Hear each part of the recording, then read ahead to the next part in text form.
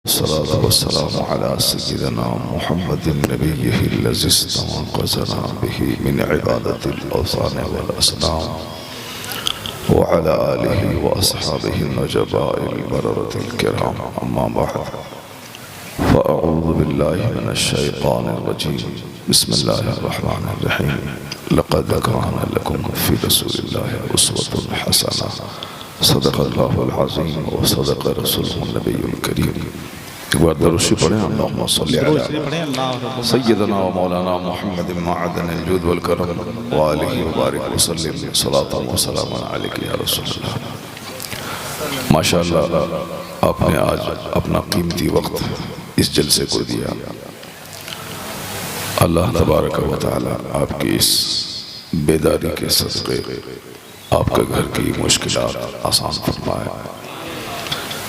आज हमारे वक्त दूसरे काम में बहुत ज़्यादा सर्फ होते हैं, दीनी काम में कभी कभी हम लोग सर्फ करते हैं। आज आपने अपना पूरा कीमती वक्त जलसे को दिया, यहाँ बैठे और इन लोगों के साथ बैठे जो लोग दीनदार मुत्तकी परहेज़गार हैं, नमाजियों के साथ, आलिमों के साथ, और उस महफिल में आप बैठे जिस महफिल को इंसान तो कम अल्लाह के फरिश्तों की बड़ी तादाद इस महफिल में शिरकत करती है। इंसान होते हैं 1000, कई लाख फरिश्ते इस तरह की महफिलों को तलाश करते हैं, और जब महफिल मिलती है तो उसे चारों तरफ से घेर के बैठ जाते हैं और अल्लाह की बारगाह में पूरी महफिल की रिपोर्ट पेश करते हैं। फरिश्ते इलाही फला फला बंदा ज़मीन पर बैठकर तुझे याद किया था। तो अल्लाह ताला फरिश्तों को गवाह बना के कहता है कि जो लोग सिर्फ मुझे याद करने के लिए एक जगह जमा हुए थे, तुम लोग गवाह रहो कि मैंने सबको बख्श दिया। इस तरह की महफिलों में नेकों के सदक़े में बुरों का भला होता है। हम बेनमाजी हैं, हम बुरे हैं, और कुछ लोग इस महफिल में ऐसे हैं जो 50 साल से जिनकी कोई नमाज नहीं क़ज़ा हुई। हम लोग तहज्जुद नहीं पढ़ते हैं, लेकिन कुछ लोग ऐसे हैं जो लगातार 40 साल से सफ़र नहीं करते हैं, सिर्फ इसी फिक्र में कहीं सफ़र की वजह से मेरी तहज्जुद की नमाज छूट न जाए। आप और हम कुरान शरीफ नहीं पढ़ते हैं। बहुत से ऐसे लोग हैं जो महीने में 3 ख़त्म कुरान करते हैं। हम लोग रोज़ाना 1000 बार दरूद शरीफ नहीं पढ़ते हैं। बहुत से ऐसे लोग हैं जो रोज़ाना 10,000 बार दरूद शरीफ पढ़ते हैं। उस वक़्त तक नाश्ता नहीं खाते हैं जब तक कि वह 1000 बार दरूद नबी पर भेज नहीं लेते। ऐसे भी लोग हैं। तो इस जलसे के बहाने नेक लोगों से हमारी मुलाकात हो जाती है, उनके साए में बैठने का मौका मिलता है। तो इसलिए इस तरह की कीमती महफिलों को रायगा नहीं जाने देना चाहिए और यहाँ आकर के अपनी तकदीर सजानी चाहिए। या अल्लाह, तेरा एहसान कि तूने मुझे अपने महबूब के ज़िक्र की महफिल में तूने आने की तौफीक दी। तो इस तरह से इस जलसे का असर और चौमुखी इसमें इजाफा हो जाएगा। लेकिन हमने चूँकि इसको एक सांस्कृतिक कार्यक्रम गैरों की तरह बनाया, जैसे दूसरे लोग त्यौहार के मौके पर एक फंक्शन करते हैं, नाच गाना शराब, खूब नाचा गया, खाया पिया, मुर्दे की तरह सुबह सो गया, उठा, बोलता मैंने रिलैक्स फील हो गया, यानी हमने इंजॉय कर लिया। तो हमारे बच्चे भी इस जलसे को इंजॉय का जरिया समझ लिए। हुजूर कहते हैं, सरकार की हदीस सुनिए, लौ तअलमून मा अअलम। इस हदीस से पाक को सुन के जाइए आप गौर से। हुजूर कहते हैं कि लौ तअलमून मा अअलम, जो चीज़ मैं जानता हूँ अगर तुम जान लो, लज़हिकतुम क़लीलन व लबकैतुम कसीरा। हुजूर ने कहा कि जो चीज़ मैं जानता हूँ अगर तुम भी जान लो तो रोगे ज़्यादा, हंसोगे कम। हुजूर ने कहा कि ये दुनिया हंसने की जगह नहीं, ये दुनिया मस्ती की जगह नहीं। मस्ती तो किसी के पास आएगी नहीं, ये तो गिरह बांध के रख ले। आपके पास 5 बीघा ज़मीन है, जिसके पास 500 एकड़ ज़मीन है, वो भी दिन रात रोता रहता है, मगर वो रोता है दौलत बढ़ाने की फिक्र में, आखिरत के लिए नहीं रोता, जन्नत के लिए नहीं रोता।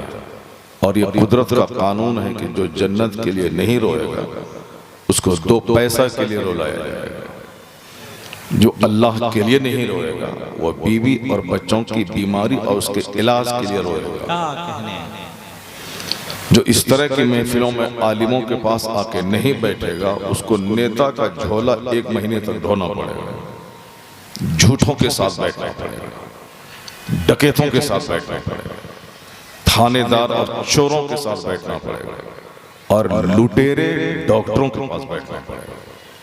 और आजकल 90% लोग उन्हीं लोगों के साथ बैठते हैं।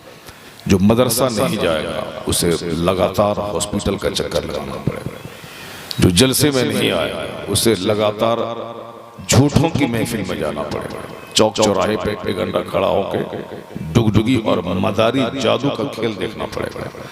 इतना तो जान लें कि सारी दुनिया का पैदा करने वाला अल्लाह ताला और कोई दूसरा खुदा अल्लाह के मुकाबले में नहीं।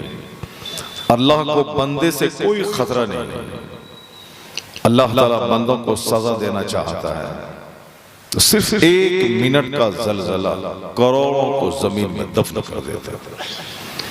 और ये चंद शरीर किस्म के लोग चले हैं अल्लाह से मुकाबला का। और हमें यकीन कामिल हासिल है कि आज हमारी बदअमली की वजह से इन गोबर को पाक समझने वालों का हौसला बुलंद हो गया। गोबर पाखाना है और उस पाखाना को जो लोग पाक समझते हैं उनकी सोच कैसी होगी, उनका दिल, उनका जिगर कैसा होगा। नापाक को पाक समझने वाला पाक खुदा की इबादत करने वालों को मिटाने की धमकी दे रहा है। ये मुंह और इतनी बड़ी बात ऐसा कभी नहीं होने वाला। जो कुछ भी रुसवाई मेरे साथ हो रही है वो सिर्फ मेरी बदअमली का नतीजा है।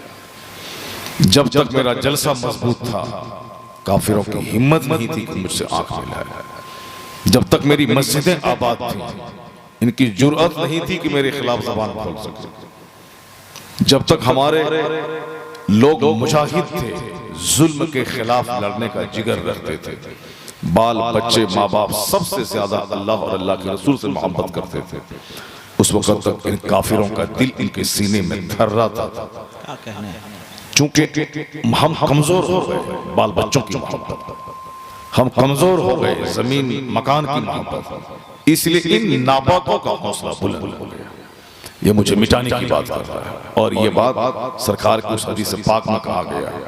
अबू दाऊद शरीफ की हदीस है, हुजूर ने फरमाया एक जमाना ऐसा आएगा कि तुमको दुनिया की सारी कौमें निगलने के लिए एक दूसरे को आवाज देंगी। हुजूर ने जो कहा आज हम लोग देख रहे हैं। सरकार ने कहा जैसे दस्तरखान बिछाया जाता है और सबसे बोला जाता है कि आओ आओ खाना खाओ, आइए खाना खाइए, आइए खाना खाइए, उसी तरह दस्तरखान पे लोगों के बुलाने की तरह दुनिया की सारी कौमें एक दूसरे को आवाज देंगी, आओ मुसलमानों को खा जाओ। और आज हिंदुस्तान का मुशरिक यहूदियों को आवाज देता, आओ खा जाओ। अमेरिका का नसरानी वो रूस को आवाज देता, आओ इसे खा जाओ। चाइना जापान का बुद्धिस्ट वो आवाज देता, इसे खा जाओ। यानी मुझे खाना ही चाहता है सब। अमेरिका में, जापान में, हिंदुस्तान में, हर जगहों पे हमको खाना चाह रहा है। अब हुजूर ने फरमाया कि बैठो बैठो बैठो, दिलबर भाई की नाम 1 घंटा तक सुनता रहा, भागा गया। अब हदीस सुनने की बात आई है तो बदन में खुजली पैदा हो रही है। यही जलसा करने का मकसद होता है। जलसा शुरू हुआ है 10 बजे, अभी टाइम 3 बजे होने वाला। बताओ ये 5 घंटे तक 5 तकरीर होनी चाहिए, 5 टॉपिक पे होनी चाहिए, ताकि लोग नींद कुर्बान करके यहाँ आए हैं तो कम से कम सरकार की 10, 20, 25 हदीस को सुन के यहाँ से जाए। कुरान पाक की आयतों से सबका दिमाग ही उजड़ा हुआ है। अब इस हालत में अगर उजाड़ दे वो हमारी बस्ती, हमारी मस्जिद है, तो कसूर हमारा ही होगा। हम जानबूझ के सांप के बिल में पाँव दें और सांप काट ले तो वो ताली ना बजाए कि कहाँ है, कौन है। आज सारे आदमी एक दूसरे का मुंह देख रहे हैं। वो एक लीडर रामपुर का जेल में था 27 महीने, कल परसों छूटा है। वो बोलता है कि मैंने इतना बड़ा काम किया कि मगर एक भी मुसलमान मेरे खिलाफ मेरे एहतजाज नहीं किया। मैंने मेरे खिलाफ झूठा इल्जाम लगा कि शिनों ने शराब की दुकान पे कब्जा कर लिया, 4-20 लाख रुपए उनके लूट लिए और उसके बदले हमको जेल में डाल दिया गया। अब किसी ने बोला तक नहीं कि ऐसा ईमानदार आदमी जो मुसलमानों को अलीगढ़ यूनिवर्सिटी के बाद एक बहुत बड़ी यूनिवर्सिटी दे जा रहा है, उनके खिलाफ इतना घटिया इल्जाम तुम क्यों लगाता है? कोई नहीं बोला। वो इंतजार करता है कि 40 करोड़ मुसलमान में से कहीं भी कोई बोलता तो सही, मेरी हिमायत में सड़क पे निकलता तो सही, नहीं निकला। कमर उस्मानी गुजरात के मुसलमान के फेवर में बोला, उनको जेल में डाल दिया गया। कहीं किसी ने 10 मिनट के लिए जुलूस भी निकाल के अपना एहतजाज दर्ज नहीं करवाया थाने में कि हमारे उस आलिम को रिहा किया जाए, उन्होंने कौन सी बुरी बात कही थी, किस इल्जाम में गिरफ्तार किया गया। तो अब ऐसे हालात बन रहे हैं कि कोई आदमी हक बोले। एक गांव में हमला हो रहा है तो सब मुंह तकेगा, उसका घर जल रहा है, मेरा घर तो बचा हुआ है। फिर वहां से वो आग की लपट आके मेरे घर को जला देगी, या इसी तरह सारे लोग झाल बजाते रहेंगे। जिस हालत में हम लोग पड़े हुए हैं, सिर्फ नात सुनना, नात सुनना, नात सुनना, क्या मतलब है? तुमने कभी कहा कि नात अब बंद कीजिए, तकरीर हो गई? नहीं बोला था। और रात के 3 बजने वाले आप, तुम यही बोल रहा था एक नात और सुना दीजिए। इससे बड़ा पागलपन और कुछ हो सकता है? तुमसे अच्छा उड़ीसा का वो आदमी केंद्रपाड़ा का मैंने देखा, तुमसे कई गुना बड़ा मजमा। शकील आरफी जैसा शायर जो हिंदुस्तान का एक बड़ा नात खां, अब वो क्या है, लुच्चा लफंगा है, क्या है, दाढ़ी मुंडा हो जाने, मगर नात पढ़ने के हवाले से कोई जवाब नहीं है उसका। अब वो नात पढ़ रहा था स्टेज पर, सामने से एक बूढ़ा बोला, बैठिए तकरीर होगी। तुम जैसे हजारों नौजवान को एक बूढ़ा काफी। जिस बूढ़े ने ये कहा मजमे से, आप बैठिए, मौलाना की तकरीर होगी, नात बहुत लंबी होगी। तुमने कहा आज तक तुमने बोला 1 घंटा से आप नात पढ़ रहे हैं, हो गया, अब लास्ट में तकरीर होने दीजिए। नहीं, तुम बोला कि 100 और सुना दीजिए, 100 और सुना दीजिए। जरा अपने जिंदगी पे सोचो कि कहाँ हो तुम, क्या कर रहे हो। और सुनो गौर से सरकार अलैहिस्सलाम की एक हदीस पाक, इस हदीस पाक को सुनो और हर चौक चौराहे पर पहुंचाओ और अपनी जिंदगी में उस पर अमल करने की कोशिश करो। हुजूर ने क्या कहा? सरकार कहते हैं कि सारी कौमें तुझको निगलने के लिए एक दूसरे को आवाज देंगे। जैसे दस्तरखान पे खाना लगा के दूसरों को आवाज दी जाती है कि आओ खाना खा लो। सहाबा ने पूछा, सरकार उस वक्त हम लोग कम रहेंगे क्या कि लोग हमें निगल जाएंगे? जैसे हम लोग 5 आ जाए, काफी 50 है, तब ना वो निगल जाए। हम लोग 100 आदमी हैं, वो 1000 है, तब ना वो निगल जाए। हम एक हैं, अब वो एक तरफ से 500 आदमी घेर लेगा, तब ना हमको निगल लेगा। तो सहाबा ने कहा कि सरकार हम लोग उस वक्त कम रहेंगे क्या कि ये लोग हमको निगल जाएंगे? हुजूर ने कहा नहीं, तुम्हारी तादाद उस वक्त बहुत होगी, लेकिन तुम्हारी हैसियत पानी पे बहने वाली घास की तरह हो। जैसे सैलाब के मौके में पानी बहता है, उस पानी के ऊपर में घास पात ये सब जर्रे टुकड़े बहते हैं, तुम उसी तरह बेवजन हो जाओ, उसी तरह तुम बहने वाली घास की तरह हो जाओ। कहा सरकार ऐसा क्यों होगा? इतनी बड़ी तादाद होगी फिर हम बेवजन होंगे, आखिर क्यों? तो हुजूर ने उसकी एक वजह बताई। वजह यह है कि तुम्हारी हैबत जो काफिरों के दिल में थी, जो डर था। जैसे कि मुसलमानों को 100 घर की आबादी, अब बाजू में 500 घर की आबादी, मगर वो लोग इससे डरते हैं कि इनके पास एटम बम है, इनके पास मिसाइल है, इनके पास एक बहादुर है जो कि 1000 आदमी को खा सकता है, तने तना, इतने बड़े बड़े पहलवान मौजूद। एक हैबत है, हालांकि है या कुछ नहीं, लेकिन उनके दिल में एक हैबत है कि है 100 मगर हमारे 5000 घर पे भारी है। चूंकि इसके पास बहादुर हैं, इसके पास पहलवान हैं, इसके पास लड़ने का हुनर है, इनके पास हथियार, एक हैबत है। उस हैबत की वजह से उसकी हिम्मत नहीं होती कि इस पर हम अटैक करें। ये हैबत कौन उसके दिल में डालता है? अल्लाह तबारक व तआला डालता है। नमाज की वजह से काफिरों के दिल में हैबत पैदा होती है, कुरान की तिलावत की वजह से काफिर के दिल में हैबत पैदा होती है। जो रोजाना 1-1 लाख बार दरूद शरीफ पढ़े, कलमा पढ़े, काफिर के दिल में अल्लाह है बट जो रोजाना अपने समाज में मोहब्बत और अखलाक से रहे, अपने सारे भाई को अपना भाई समझे, एक दूसरे की पीठ में खंजर भोंकने को तैयार न रहे, समाज के सारे लोगों के दर्द को अपने पांव में चुभने वाले कांटे के दर्द की तरफ महसूस करे। जो हुजूर ने फरमाया है कि एक इस्लामी समाज, मुस्लिम समाज कैसे रहे, मेरी माँ, मेरा बाप, मेरा भाई, मेरी बहन, मेरा पड़ोसी, मेरा रिश्तेदार, नहीं तो आम मुसलमान, सारे मुसलमान एक जिस्म के आज़ा की तरह, पाँव में कांटा चुभे, सर को तकलीफ होती। इस तरह जो मोहब्बत के साथ रहने का माहौल हुजूर ने दिया है। जब तुम बाहर से घर आओ तो घर वालों के लिए तोहफा लाओ, अब पड़ोस के लिए भी ले आओ। अगर नहीं है उतना पैसा कि पड़ोस के बच्चों को दे सको तो अपने बच्चों को तोहफा देकर मना कर दो कि घर से बाहर नहीं निकले, वरना पड़ोसी के बच्चा देखेगा वो नहीं पाएगा, उसका दिल टूट जाएगा, वो बच्चा बाप के पास जाएगा। जो इस्लाम पड़ोसी के बच्चों का दिल नहीं दुखाना चाहता, उस इस्लाम की छोटी से छोटी, बड़ी से बड़ी बातें बिल्कुल अहमियतों का एक समंदर अपने दामन में रखती है। वो इस्लाम बाप को सताने, माँ को सताने, समधी को सताने, दामाद को सताने, पड़ोसी को सताने का कैसे पैगाम दे सकता है जो पड़ोसी के बच्चों का दिल नहीं तोड़ना चाहता। आप नहीं सुना सरकार इस्लाम ने क्या कहा था, जब तुम वहां जाओगे बच्चों के बीच में तो अपना बेटा करके मत पुकारना, क्योंकि वहां बहुत सारे यतीम बच्चे हैं। अगर तुमने बेटा कहा तो उन यतीम बच्चों को बाप की याद आ जाए, इसलिए तुम नाम लेके पुकारना, बेटा मत कहना। सरकार ने इतना भी गवारा नहीं किया कि बच्चों का दिल टूट सके। हुजूर ने ईद के दिन रास्ता चलते हुए बेसहारा बच्चों को अपने घर बुला के नहला धुला के कपड़े पहना के कहा मैं तुम्हारे बाप की जगह बन जाऊं, आयशा तुम्हारी माँ की जगह बन जाए, क्या तुम पसंद करते हो? सरकार ने एक गली के बच्चे का दिल नहीं तोड़ना चाहा। हुजूर रास्ते से गुजरते थे तो सलाम में पहल करते थे, बच्चों को सलाम करते थे ताकि बच्चों की हौसला अफजाई, वो बच्चे सलाम करना सीख जाएं, बच्चों का अखलाक बुलंद हो जाए। इसलिए हुजूर बच्चों को सलाम करते थे ताकि एक जन्नती समाज कायम हो जाए।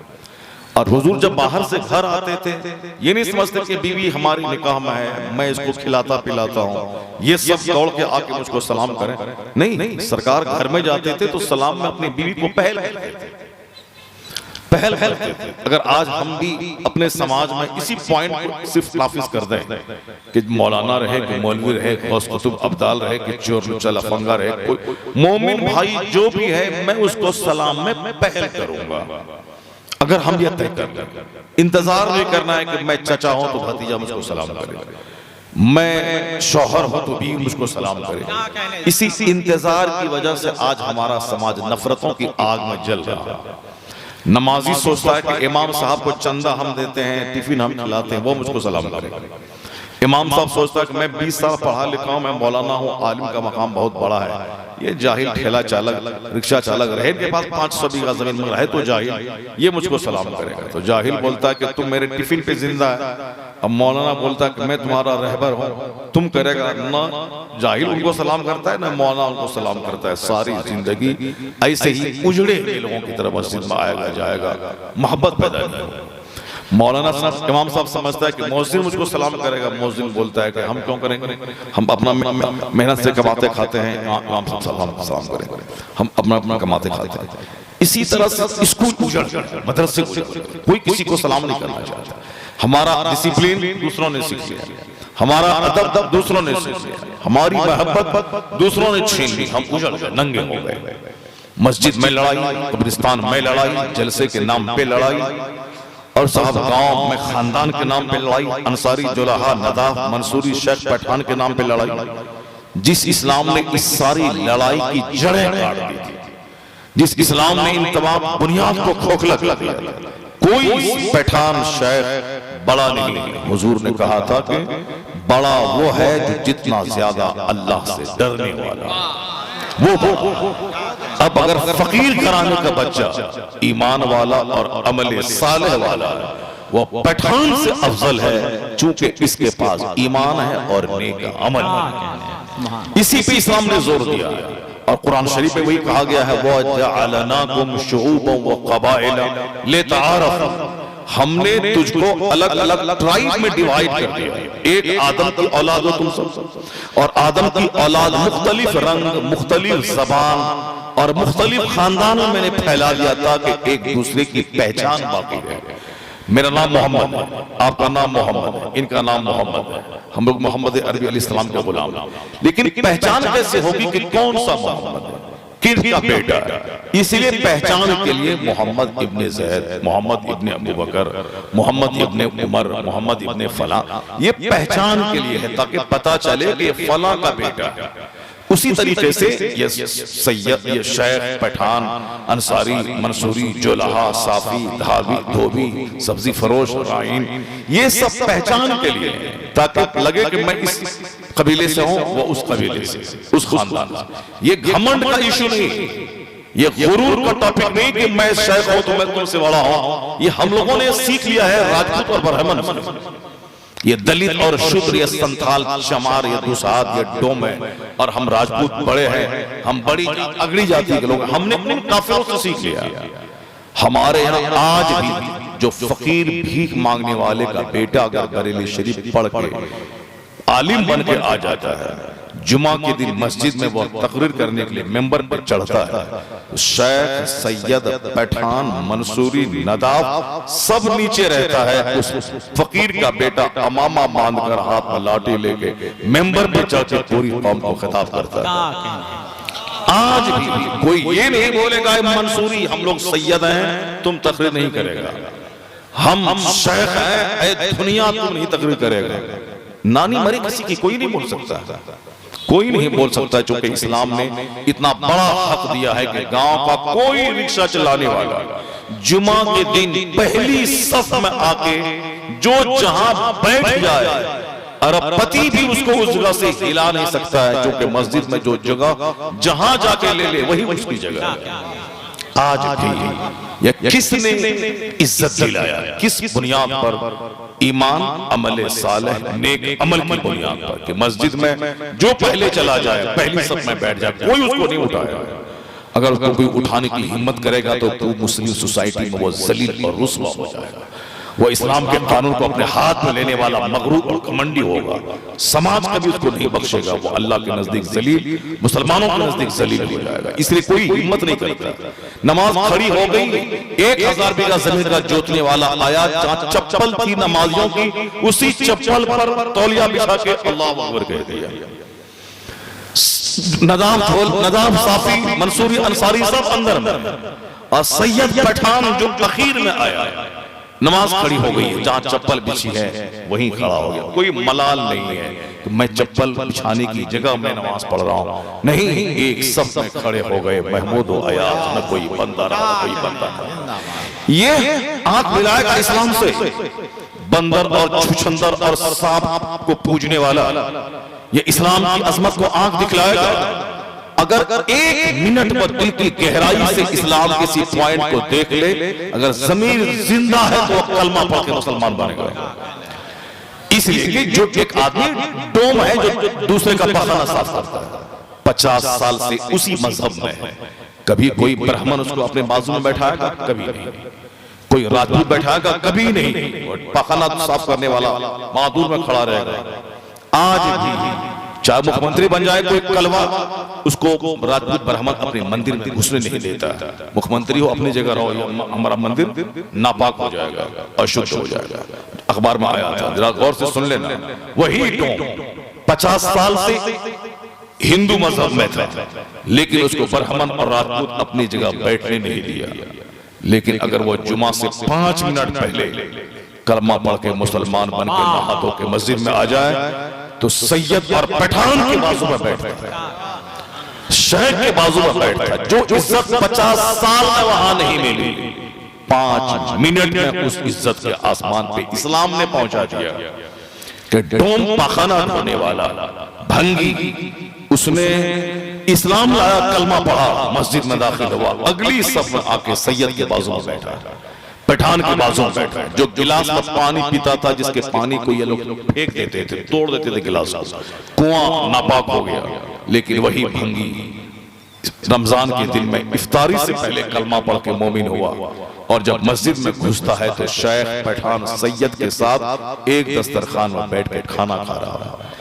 50 साल में जो इज्जत नहीं मिली, 5 मिनट में उसको इज्जत के आसमान पे पहुंचा दिया। इस चीज को जब वो देखता है तो उसका ज़मीर जिंदा हो जाता है। कहता ये है मजहब जो हमें इज्जत देता है, ये है जहां मानवता है, ये है जहां इकराम आदमियत है, ये है जहां ह्यूमैनिटी है। क्यों नहीं इस मसले को कबूल किया जाए? ऐसे ही 40 करोड़ आदमी हो गए। 40 लोगों ने पहले कलमा पढ़ा था, आज 40 करोड़। इसीलिए इस पॉइंट पे नजर डालकर एक वक्त हजार काफिरों ने इस्लाम लाके मोमिन सब में दाखिल हो गए। करोड़ लोग आज जो है इसीलिए, क्योंकि हर जगह पे अरब का मुबल्लिग नहीं पहुंचा, इस्लाम का कानून जहां पहुंचा उन लोगों ने इंसाफ की नजर से देखा, इज्जत यहाँ है, आदमियत यहाँ है, मोहब्बत यहाँ है। इसी पॉइंट को देखकर हजार काफिरों ने कलमा पढ़ा। हिंदुस्तान में बहुत सारे निचली जाति के लोगों ने इसी सम्मानजनक उसूल और ज़ाब्ते को देख के कलमा पढ़ लिया। इस तरह का ज़ाब्ता है किसी के पास? किसी के पास गरीबों अमीरों का अलग अलग कानून, अगड़ी और पिछड़ी जाति का अलग अलग कानून। यह है कि आदम की औलाद हो तुम सब, काला रहो या गोरा, अरबी रहो या अजमी। हुजूर ने कहा था कुल्लुकुम बनु आदम व आदमो मिन तुराब, तुम सब आदम की औलाद हो और आदम अलैहिस्सलाम मिट्टी से पैदा हो।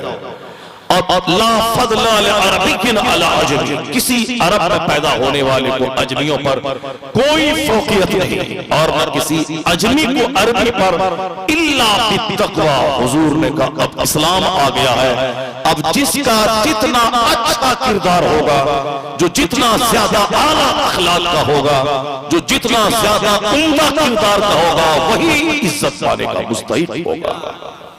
आज इस कानून पर जो भी अमल कर ले, आज भी इस्लाम इज्जत देने को तैयार है। आज समाज का एक गरीब आदमी जो नमाजी है, 5 वक्त का कभी नहीं छोड़ता, अरबपति भी उनको सलाम करता है। समाज का गरीब का बच्चा, मजदूर का बच्चा आलिम बन जाए, अरबपति भी उनका हाथ चूमता है। अरबों में खेलने वाला बंबई में, हाँ हम लोग जो के गंदे हैं, हम लोग फला का बेटा, फला का भाई, हम लोग नफरतों में डूबे है, कुछ नहीं मगर घमंड बहुत ज्यादा है। जमीन बंबई में एक सेट ऐसे हैं जो हमारे इस गांव जैसे 50 गांव को अकेला खरीद सकता है, मगर हम लोगों के पास घमंड बहुत ज्यादा है। 2 बीघा जमीन और घमंड बहुत ज्यादा है। आल्टो कार है, गरूर बहुत ज्यादा है। कोई किसी के पास जाता नहीं, सलाम तक नहीं करता। हाँ मतलब रहा तो 50 बार सलाम करेगा, अब मतलब निकल गया तो एक बार भी सलाम नहीं करेगा। यानी किसी से समझी लगाना, उनका बेटा इंजीनियर हो गया है, 2 लाख महीना बेंगलोर में कमाता है, हमको बेटी उसको देना है, तो अब ये 50 बार सलाम करेगा, अस्सलाम वालेकुम, अस्सलाम वालेकुम, अस्सलाम वालेकुम, आइए पान खाइए, आइए चाय पीजिए। खूब दूर से बांधता है, वो बंदर मानता है। आखिर में पैगाम भिजवाता है कि कहीं न कहीं शादी करनी ही है, बेटी है, कर लें। यानी पहले मुंह देख करके सलाम तक नहीं किया 50 साल तक, और अभी इंजीनियर बना, 2 लाख महीना उसका बेटा कमा रहा था, ये दिन में 50 बार सलाम ठोक रहा है। और जब वो बोला कि नहीं मेरे बेटे की शादी बेंगलोर ही में तय हो गई है, उसी के क्लास फ्रेंड है, लड़की है जो पढ़ती थी उसके साथ में, उसी से शादी करने का उन्होंने प्लान बना लिया है, तो अब जो दिन में 50 बार सलाम किया था, अब एक बार भी सलाम नहीं करता। ये मतलबी सलाम, काम है तो ठीक है, और अगर काम नहीं निकला, ये मौलाना साहब है, इमाम साहब है, मुखर्रिर हैं, पीर साहब है, कोई भी है, बरेली से है, वो अपना आया अपना काम कर रहा है, हमको सलाम करने से क्या मतलब? यानी मतलबी सलाम। और इसी तरह सब लोग गरूर में चूर है, कोई किसी को पूछता नहीं। आल्टो कार में ऐंठ रहा है, जबकि आल्टो की कीमत है 5 लाख, और यहाँ 5 करोड़ की कार वाला सामने मौजूद, उसके साथ ऐंठ रहा है। दिल्ली पंजाब में थोड़ा सा कॉन्ट्रैक्ट और ठेका मिला, छोटा सा घर आया, सर्विस मिल गई कोयला खदान में, रिटायरमेंट में 10-20 लाख में मिले, घर बना लिया। अब वो फिरौन का दादा बना हुआ, कारून का नाना बना हुआ, इतनी दौलत। बंबई का अरबपति जिनके एक मकान की कीमत 1 खरब रुपए, 100 अरब, वो बिहार के एक आलिम का सूटकेस एयरपोर्ट पे जाके लेता है, अपने घर में आके बैठाता है, उनकी पेशानी को बोसा देता है, उनके हाथ को चूमता है, कहता है नर्वस मत होना कि तुम बिहार में गरीब हो, तुम्हारा बाप गरीब है, मैंने तुमको एयरपोर्ट से रिसीव करके अपने करोड़ों की कार पे लाया है, अरबों के घर में बिठाया है। मैंने ये नहीं देखा कि तुम्हारा बाप अरबपति है या तुम बहुत पैसे वाले हो, नहीं, मैंने जो इज्जत दी है सिर्फ इसलिए इज्जत दी है कि तुम नबी का नाइब हो, नबी की बात बता रहे हो। जिस नबी का मैं कलमा पढ़ता उस नबी का तुम नाइब हो। ए बच्चा, ए लड़का, ए बैठो, वो हदीस सुन के जाओ, बैठो बैठो बैठो, बदतमीज कहने का। दिलबर भाई नाथ पढ़ा तो कोई भागा नहीं। ये रामगढ़ और रांची और झारखंड के इस इलाके का पता नहीं कुछ समझ में नहीं आ रहा है, सिर्फ नाथ सुनता